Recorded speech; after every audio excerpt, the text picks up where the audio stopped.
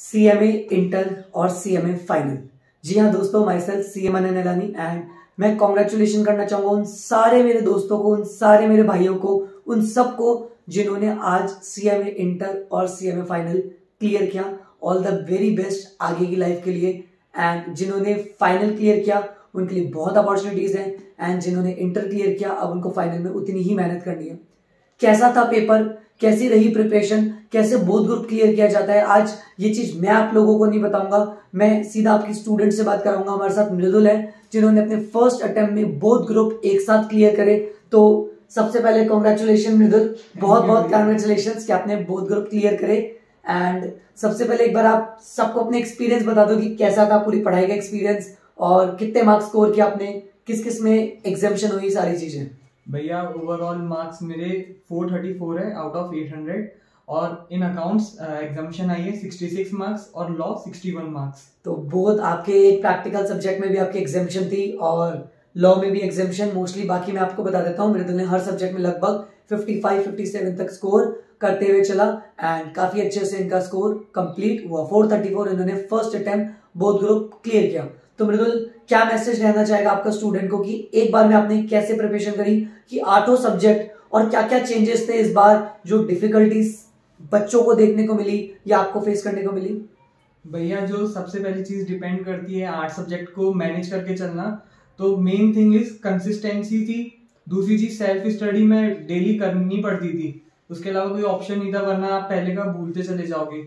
और एग्जाम के टाइम पे जो मेरे को डिफिकल्टीज ये है कि सबसे पहली चीज एग्जाम के बीच में गैप बिल्कुल भी नहीं है, तो जो वो 8 के 8 दिन का जो प्रेशर होता है ना, वो बहुत ज्यादा हेक्टिक होता है। और जो अपनी एफिशिएंसी फर्स्ट पेपर के अंदर होती है वो बहुत डाउन होती चली जाती है लास्ट पेपर के अंदर। तो कुछ 2 to 5 मार्क्स का फर्क तो वो एफिशिएंसी की वजह से ही आ जाता है। तीसरी चीज जो इस बार सबसे अलग था वो था अपना ऑनलाइन मोड। तो उसके अंदर भी काफी प्रॉब्लम्स वहां पे फेस करी गई थी। वहां पे सिस्टम काफी बार बंद हो जाता था। मेरा एटलीस्ट हर बार पेपर में सिस्टम बंद हुआ ही हुआ है और माउस काम नहीं करते थे, कीबोर्ड अच्छे से काम नहीं करता था। For an example journal entries accounts के अंदर होती है वो अच्छे से टाइप नहीं कर पाते थे और काफी कंफ्यूजन्स वो लगे रहते थे वहां पे एग्जामिनेशन हॉल के अंदर भी। तो ये सारी बहुत दिक्कतें आई थी। ऐसा नहीं है कि इंस्टीट्यूट ने ट्राई नहीं किया, institute is trying it's best, but हम कुछ नहीं कर सकते थे। कोविड जैसी सिचुएशन में चेंज करना भी जरूरी था, वो चेंज हुआ और छोटी मोटी प्रॉब्लम स्टूडेंट को फेस करनी पड़ती है। बाकी उसके बावजूद भी मृदुल ने अपने दोनों ग्रुप क्लियर करे। एंड मृदुल, सबसे ज्यादा डिफिकल्टी कौन सा सब्जेक्ट्स में आपको फेस करने को पड़ी, या फिर आपको ऐसा लगा कि इस सब्जेक्ट को बच्चों को बहुत ध्यान से करना चाहिए, इसको हल्के में नहीं लेना चाहिए? भैया अगर मैं कहूँ तो थ्योरी सब्जेक्ट्स के अंदर बच्चों को थोड़ा ध्यान देना चाहिए, और एंड सब्जेक्ट्स लाइक जैसे डायरेक्ट टैक्सेशन एंड GST, ये सब्जेक्ट्स ऐसे होते हैं ये पूरी तरह से प्रैक्टिकल भी नहीं है और थ्योरेटिकल भी नहीं है। अब वहां पे अगर आगे भी ऑनलाइन पैटर्न फॉलो किया जाएगा तो उस हिसाब से बच्चे को सिर्फ एक फाइनल आंसर वहां पे लिख कर आना है। तो उसके हिसाब से जो अपने वर्किंग नोट्स और वो सब चीज होती है वो मेरे को नहीं पता कि स्टेप वाइज मार्किंग वहां पे होती है या नहीं। तो एक जो मेन प्रॉब्लम वहां पर आती है वो ये कि जो भी अपना लिखने का पैटर्न होता है और उन सारी चीज पे काफी काम करना पड़ेगा। और सबसे मेन चीज है टाइपिंग स्पीड। अगर अपन थ्योरेटिकल पेपर अटेम्प्ट कर रहे हैं तो अपन को अपनी टाइपिंग स्पीड अच्छी रखनी पड़ेगी, वरना अपन आंसर्स टाइप नहीं कर पाएंगे। और काफी मेरे मेट्स का जो मेरे साथ वहां पे एग्जाम दे रहे थे, मैंने देखा था कईयों के पेपर छूटे थे।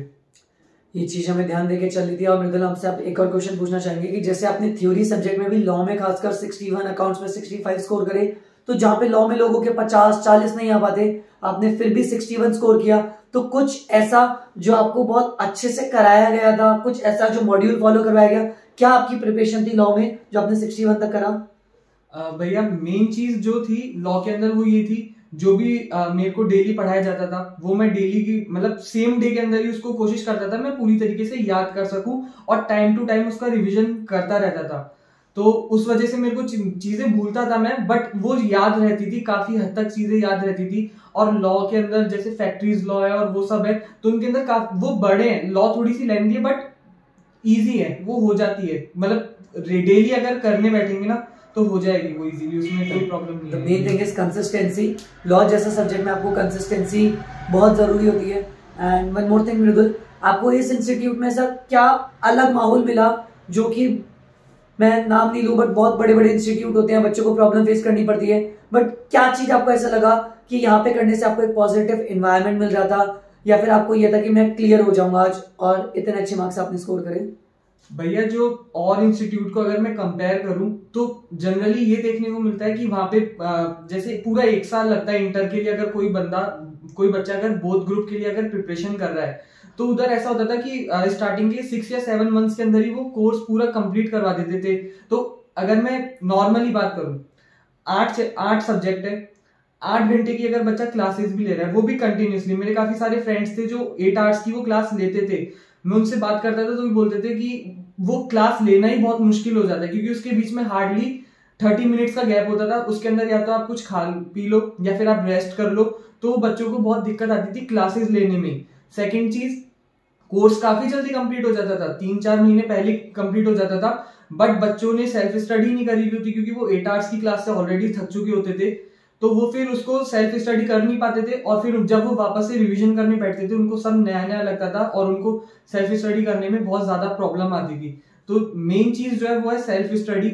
अगर अपन पढ़ाई के साथ साथ अगर मतलब जो भी अपने ट्यूशंस चल रहे हैं उनके साथ अगर सेल्फ स्टडी नहीं कर पाएंगे तो फिर वो वेस्ट हो जाता है पूरा जो भी अपन ने पढ़ा होता है। बच्चा कैसे खुश हो जाएगा कि उसका कोर्स पूरा कंप्लीट हो गया, बट एक्चुअल में अगर उसमें देखा जाए उसको जितना उसको इनपुट मिलना चाहिए था वो उसको बिल्कुल नहीं मिलता। और जो डिफरेंस मुझे यहाँ फील हुआ वो यही था, मेरी क्लासेस आधे टाइम की चलती थी, 4 आवर्स की क्लासेस चलती थी, तो मेरे पास 6 to 8 आवर्स मेरे पास सेल्फ स्टडी के बचते थे, तो मैं घर जाके उनको आराम से टाइम दे सकता था, मैं थोड़ा एंजॉय भी कर सकता था। तो मेरा पूरे लास्ट के मेरे को 1 मंथ मेरे को पूरा फ्री मिला था जिसके अंदर में मेरा पूरा रिवीजन अच्छे से कर पा रहा था। बट जब तक वो मंथ मैं छोड़ रखा था उस तक ऑलरेडी मेरे 2 से 3 बार रिवीजन हो चुके थे। पूरे एक साथ नहीं हुए थे, टुकड़ों में काफी सारी चीजों के हो चुके थे, बट मेरे काफी सारे रिवीजन तो मेरे पढ़ने के साथ साथ ही हो चुके थे। जैसे फर्स्ट ग्रुप के कोई सब्जेक्ट्स थे तो जब मैं सेकंड ग्रुप के सब्जेक्ट्स कर रहा था तो मैं फर्स्ट ग्रुप के उस वक्त रिवाइज कर रहा था। तो वो सब पूरे साल मैंने सेल्फ स्टडी और पूरे सब्जेक्ट्स कोर्स कंप्लीट करने में तो मुझे ऐसे ज्यादा आसानी हुई एज कम्पेयर टू कहीं अगर मैं दूसरी जगह जाता कि वो 6 महीने में कोर्स कंप्लीट करवा देते और फिर उसके बाद अगर मैं करता तो मेरे को लगता कि मुझे प्रॉब्लम फेस होती और काफी ज्यादा मुश्किल होता वो मेरे लिए। तो इन सिंपल आप ये बताना चाह रहे थे कि लाइक कोर्स जल्दी खत्म होने से बच्चे की एंड में आके एफिशिएंसी खत्म हो जाती है। एग्जैक्टली। आपने जो करा कि ट्यूशन को लेंदी आवर्स नहीं करा, हम लोगों ने जो पैटर्न फॉलो करते हैं वो यही था कि हाफ ट्यूशन चल रहा है एंड हाफ स्टूडेंट उस चीज का रिवीजन और टेस्ट साथ साथ देता चले, ताकि जब एंड तक पहुंचे तो स्टूडेंट में डर भी रहना चाहिए कि कोर्स भी कंप्लीट करना है और साथ साथ में दूसरा उसका जितना पुराना पड़ा हुआ है वो कंप्लीट भी हो जाए। ऐसा ना हो कि कोर्स तो कंप्लीट हो गया लेकिन बच्चे को कुछ नहीं आता। तो दिस इज द कंसिस्टेंसी की हमें जो फॉलो करनी पड़ती है। एंड जैसे मैं आप लोगों को बताऊं, मृदुल की यहाँ पे क्लासेस आई थिंक एग्जाम से 1 हफ्ते पहले भी मृदुल यहाँ पे आके पढ़ता था, कुछ ना कुछ टेस्ट सीरीज। आई थिंक हमने 50 से ज्यादा टेस्ट दिए थे, नॉट ओनली सीएमए के। हमने ये चीज और रखी थी कि सीएमए वाले स्टूडेंट ने सीए वाले मॉड्यूल्स भी सॉल्व करे थे और सीए वाले स्टूडेंट ने सीएमए के भी मॉड्यूल सॉल्व करे थे। तो ये एक अच्छी चीज थी। एंड इन लास्ट मृदुल क्या मैसेज देना चाहोगे लास्ट स्टूडेंट्स को कि जो फेल हुए हैं, मैं पर्सनली बोलूंगा घबराने की बात नहीं है। हम एक ऐसे कोर्स में है जहां पे फेलियर कुछ नहीं होता, इट जस्ट 6 मंथ हम बाद में बनेंगे और कुछ नहीं। कोई आज बनाए कोई कल बनेगा, लेकिन हम बनेंगे जरूर। नेवर एवर गिव अप, हमेशा लगे रहो। आज नहीं, हो सकता है कल आपके लिए और ज्यादा बेटर हो सकता है आज किसी और ने आपसे थोड़ी सी मेहनत ज्यादा करी हो, उसको फल मिल गया, पर हमें गिव अप नहीं करना। इन लास्ट हम मृदुल से ही पूछेंगे कि क्या मैसेज देना चाहेंगे वो आप लोगों को, ताकि आप भी at the age of I think Mridul is 19 and वो सीएमए फाइनल में है, ताकि आप लोग भी जल्दी से आज और जल्दी क्लियर कर लो। एक छोटा सा मैसेज। भैया मैसेज यही है कि अपनी क्लासेस के साथ सेल्फ स्टडी और मेन थिंग इज कंसिस्टेंसी। जैसा भैया बोलते हैं एकदम सही चीज बोलते हैं, खुद मैंने कंसिस्टेंसी रखी है, प्रॉब्लम होती है बट रखने से फायदा एंड रिजल्ट मिलता ही मिलता है। तो ये एक छोटी सी चीज थी। एंड व्हाट आई बिलीव सबसे जरूरी होता है टीचर और स्टूडेंट का रिलेशन मेंटेन होना। एंड हम लोगों ने या जितने भी बाकी स्टूडेंट्स होते थे, हम देखा कि यहाँ पे फ्रेंडली इन्वायरमेंट बहुत जरूरी होता है। बच्चे को कभी भी प्रॉब्लम हो वो पूछे, जब तक उसके अंदर से हिचक नहीं जाएगी तब तक फील नहीं आ पाता पढ़ाई का, आपको उसको पढ़ना ही पड़ेगा। एंड मृदुल यहाँ पे टीचर्स का इन्वायरमेंट, बाकी सारे टीचर्स या कैसा था? भैया आप मेरे खुद टीचर और मैं आज आपके साथ यहाँ बैठा हूँ, तो आई थिंक जो मेरे सभी दोस्त जो ये वीडियो देख रहे होंगे उनको समझ में आ रहा होगा कि टीचर के साथ स्टूडेंट का बॉन्ड कैसा है, तो they are just like friends, उसमें कोई डाउट ही नहीं है, कोई शक ही नहीं है, ये बड़े भाई जैसे हैं। सो इट्स लाइक कि हमें बॉन्ड बहुत अच्छे से बनाना है। हम अगर इसको बोझ लेके पढ़ेंगे कभी कंप्लीट नहीं होगा, अगर हम इसको हमारे लेकर चलेंगे कि करना ही है किसी भी कॉस्ट पे, ज़रूर हो जाएगा। और हमेशा ध्यान रखना, ऐसी कोई चीज़ नहीं है जो पॉसिबल नहीं होगी। अगर हम लोग कर सकते हैं तो आप लोग भी कर सकते हो। मुझे बहुत अच्छे से ध्यान है, जब मैंने CA कंप्लीट किया था, I was just an average student जब मैं 12th में था और CA कंप्लीट हुआ। और जब से मैं मृदुल को जानता हूँ, मैं इसको 12th से पढ़ा रहा हूँ, तब मृदुल एक ऑन एन एवरेज स्टूडेंट था। कोई बिलीव नहीं कर रहा था कि ये क्लियर होगा, एंड जो है जैसा है आज आप लोगों के सामने है। बोथ ग्रुप फर्स्ट अटेम्प्ट आसान नहीं होता, but hard work beats talent, and ये मेरा मैसेज था आप लोगों के लिए। हार्ड वर्क करो, इस बार नहीं तो अगली बार जरूर होगे। Thank you very much. सारी डिटेल्स आपकी वीडियो के डिस्क्रिप्शन में है। आप कोई भी क्वेरी पूछना चाहते हैं, जानकारी लेना चाहते हैं, इवन हमारा फोन नंबर भी मेंशन्ड है। हम इसी तरीके से आप लोगों के लिए वीडियोस दिखाते रहेंगे। Thank you very much.